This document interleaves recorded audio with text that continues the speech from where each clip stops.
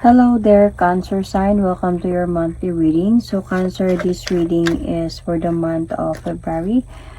Love reading for Cancer, Sun, Moon, Rising, Venus. Cancer, hindi lahat ng Cancer maka-resonate sa reading ito. So, takes what resonates and leave the rest. Cross watchers, pwedeng kayo to at hindi sila Cancer sign. So, put yourself in a situation kung saan kayo naka-resonate. So, Cancer, if hindi kayo naka-resonate sa reading na to, please to check your other placement, your Sun, your Moon, your Rising, your Venus sign.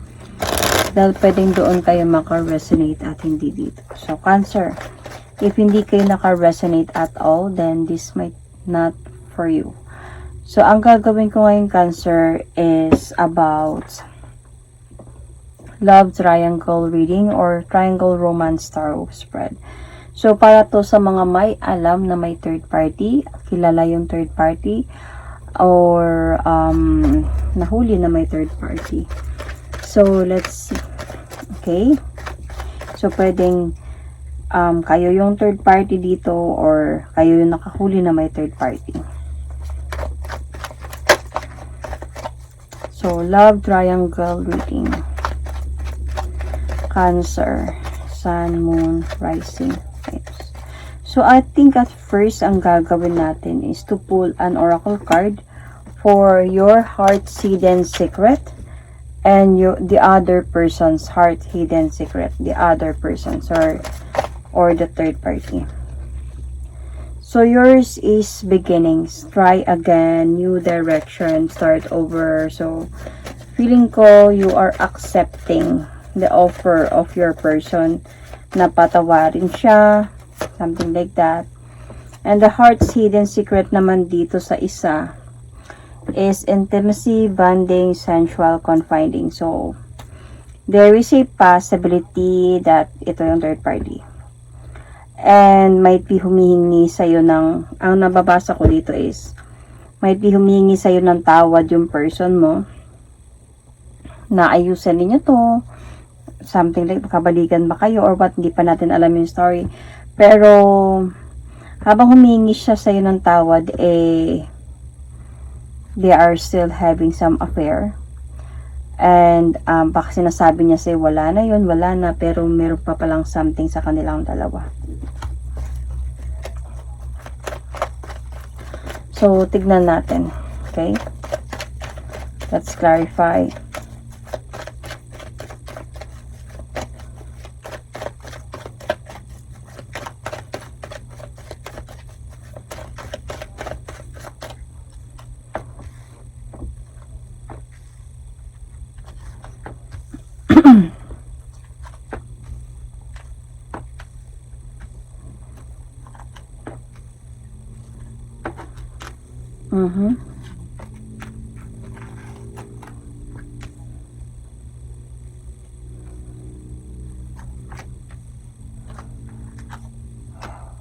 Okay. So, ano yung nararamdaman ng person mo para sa'yo? Nagiging imbalance na yung connection ninyo. Alam niya, nararamdaman niya na nagiging unfair na siya sa'yo. Na hindi na yung tama yung treatment niya sa'yo. Na parang, kailangan ko lang ayusin to kasi parang it's unfair na para kay Cancer to. Siguro may pamilya kayo or kasal siguro kayong dalawa nitong person na to, Cancer. And itong person na to, nung napapansin niya siguro na parang hindi na tama to, parang iba na yung treatment ko sa asawa ko, ayusin ko to. Kaya siguro dito na tinatry niyang ayusin yung marriage ninyo. And kaya lang ikaw dito is yung parang nagmamatigas. Parang you are not accepting the offer, but deep down inside, because this is your heart's hidden secret. So ano talaga nararamdaman mo na hindi mo nasasabi, okay, sa kanya, is gusto mo talaga na to start over, kumbaga to accept this person again, to try again, something like that, pero hindi yun ito yung pinapakita mo sa kanya. Siguro dahil sa gusto mo lang na i-prove niya pa na kaya niyang magpasensya at kaya niyang patunayan talaga sa'yo na wala na, pag nagbago na siya or something ganyan. So, yung nararamdaman naman dito ng person mo sa other person is parang, sa totoo lang, gusto niya na din tuldukan to. Itong sa kanila. So, parang naiipit na kasi siya sa sitwasyon. Gusto niya nang mag-move forward towards with you, ayusin na yung sa inyo. Dahil nga, nagiging imbalance na, nagiging unfair na din siya. Kaya lang, napapalingon pa din talaga siya dito sa isa. Kumbaga, I can see here na parang, I think, gusto niya na munang umiwas, mag-isip ng maayos, pag-isipan to. Kaya lang, hindi niya nakakalimutan to. Naiisip niya talaga to, lalo na sa gabi. I think your person stalking her, mga ganong mga bagay. So, may iniisip niya siguro yung mga bonding nila, yung mga nangyayari sa kanila. So, yung heart's hidden secret naman ng person na to, ng other person na to para sa person mo is yun na nga yung intimacy na meron sa kanila, yung may nangyari sa kanila. So parang yun yung palagi niyang inaalala at hindi makalimutan. So what does your person wants from you currently? Gusto niya magkaroon ng progress yung marriage ninyo, yung pagsasama ninyo. Gusto niya to communicate with you, ayusin yung mga dapat ayusin at maayos na magkaroon na ng progress yung pagsasama ninyong dalawa. So, what does he wants from this other person currently? He don't know actually. Hindi siya sure so kung ano ba talaga yung gusto niya dito sa other person na to. Kasi feeling ko sa third party, parang it's more on yung bonding nila is about, you know what I mean, making love, more on laging may nangyayari sa kanila, more on sweetness, ganyan. Siguro dahil sa hindi niya na nakukuha yun sa'yo at dito niya nakikita yun, dito niya nahanap. Pero hindi talaga siya sure kung ano talaga yung gusto niya dito sa other person na to. Hindi talaga siya sure kung may naiisip ba siyang future dito or what. And the next 3 months hold for the both of you. I think they were going to have a new beginning. Kung mayroong healing sa pagsasama ninyong dalawa. With a new beginning, start over. I think you were going to forgive this person the next 3 months or might be this February.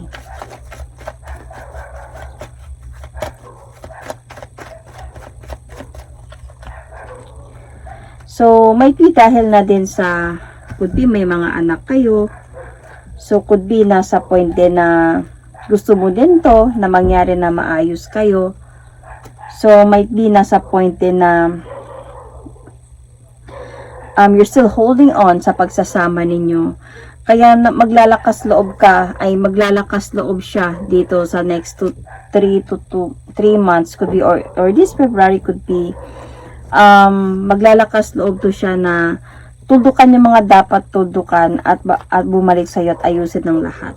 Okay? Ayusin or iwan yung yung panluloko niya and mag-focus sa pagsasama ninyo at ayusin to and mag-focus sa responsibility na meron siya.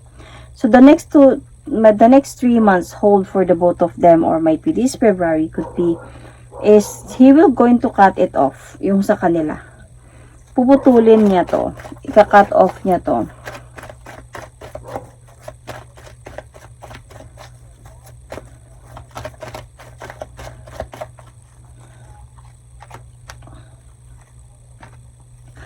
Kasi nga mag-offer na siya ng new beginning sa'yo. Ayusin niya na yung sa inyo. So, there is a possibility na maglalakas loob na talaga to siya. Siguro i-break up siya.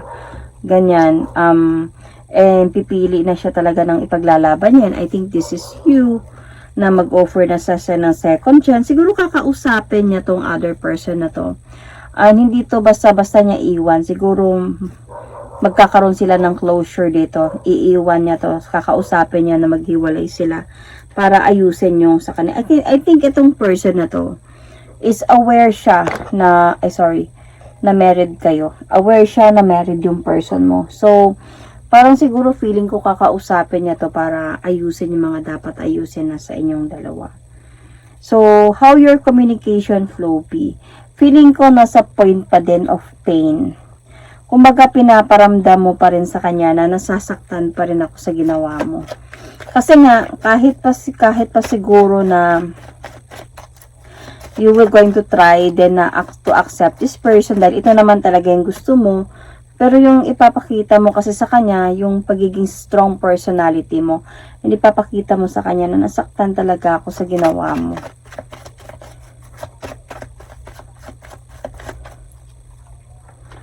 So, I think as a point din na ipapakita mo sa kanya na yes, I wanted to have a new beginning. I wanted to have a great changes sa pagsasama natin dalawa. Pero hindi madali para sa akin na patawarin ka at kalimutan yung mga ginawa mo.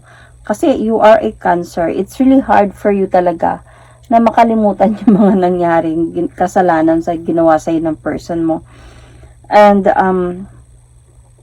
dito ka parang I think this is about communication. So, sasabihin mo to sa kanya. Hindi madali, ang bigat pa rin sa akin yung mga nangyayari. And dahil hindi ako inosente sa mga nangyari, alam ko yung ginawa mo.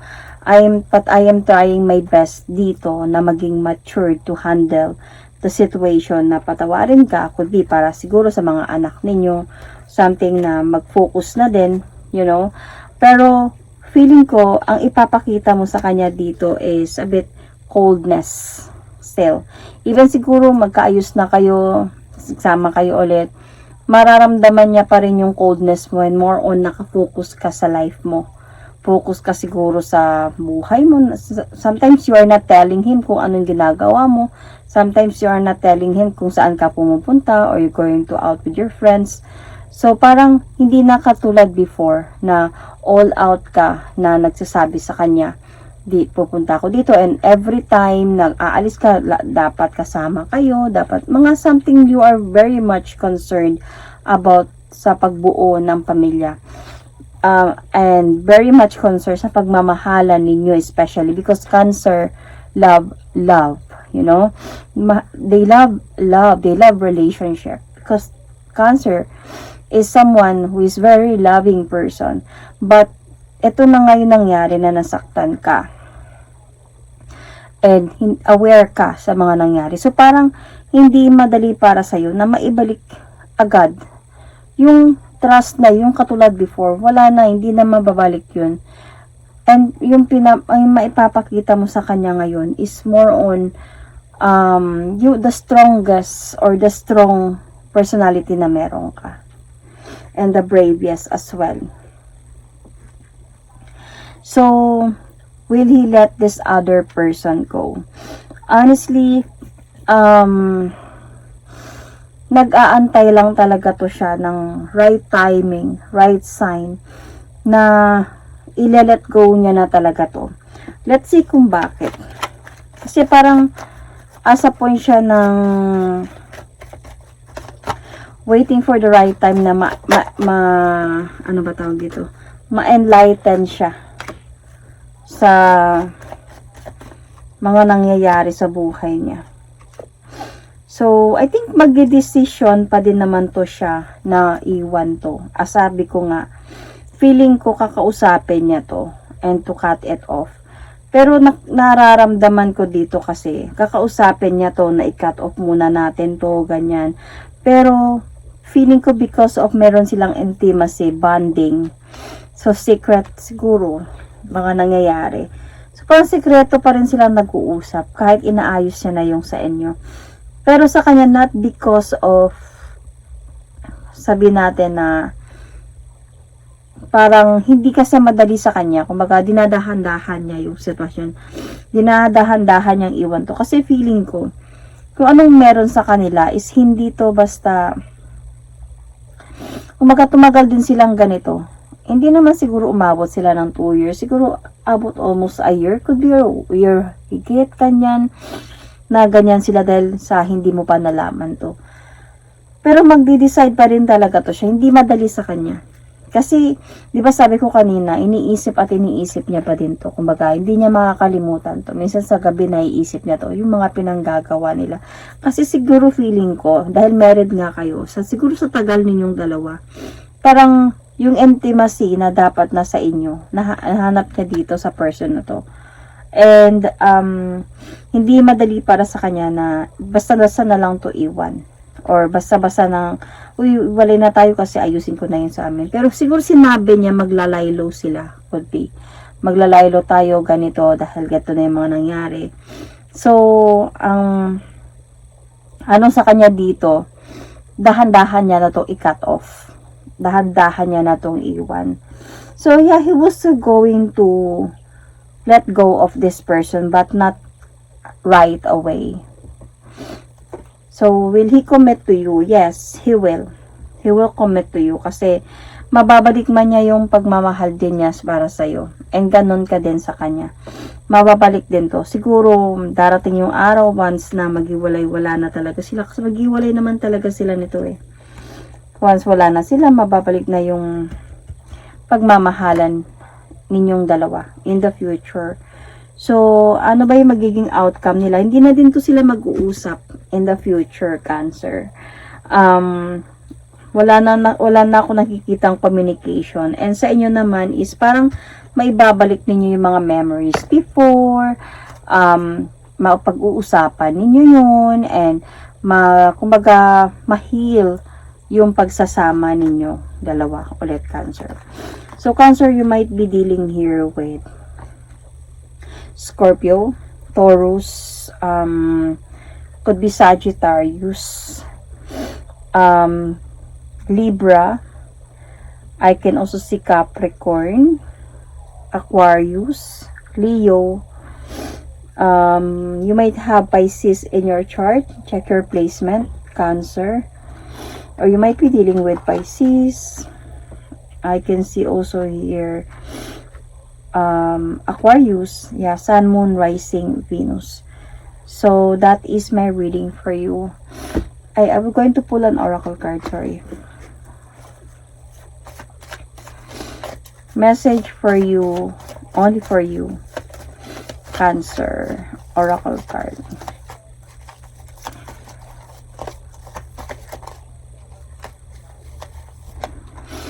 Passion. A magnetic and seductive quality surrounds you at the present. Enjoy it. So, ito na nga yun. Siguro,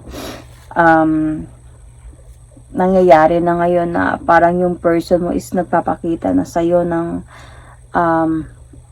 pag-aayos and hope. And ngayon is nasa point kayo of like, bumabalik yung passion sa inyong dalawa. So, enjoy it as the card says. So, that is my reading for you, Cancer. Thank you and God bless.